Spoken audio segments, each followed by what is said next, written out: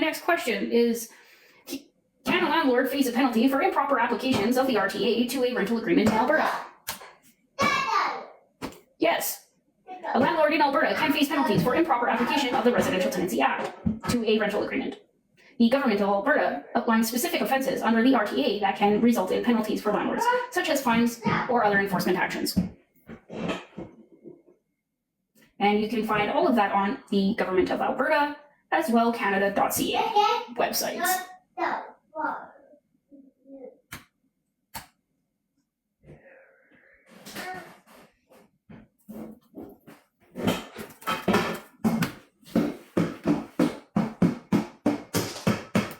So no, doxing is not illegal in Canada. It is his legal obligation and responsibility to understand the RTA and all its applications. All its implications, not applications.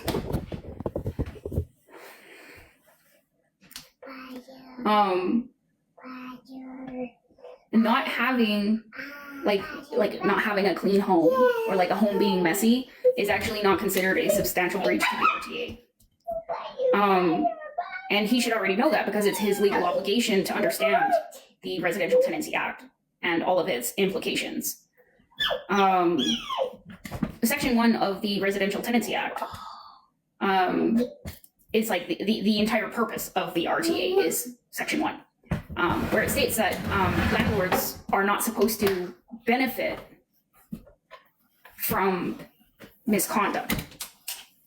So he's not supposed to benefit from his own ignorance to the RTA.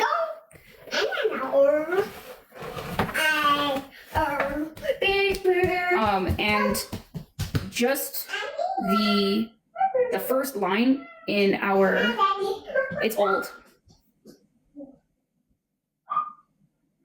So his original eviction notice was for doxing and having an unsafe environment for children. None of these are substantial breaches that would call for a 14-day eviction or notice to vacate. This is his second notice that he actually formally gave me this one. He posted it on the door because I had to remind him numerous times that it's not word of mouth, right? You don't just tell my caseworker that I have an extension to 30 days to vacate, and I'm not supposed to rely on her word of mouth in order to affirm whether that is the truth or not. I need documentation, sir, and it has to be served to me in accordance with Section 57 of the Residential Tenancy Act. And as a landlord, your obligation and your responsibility is to understand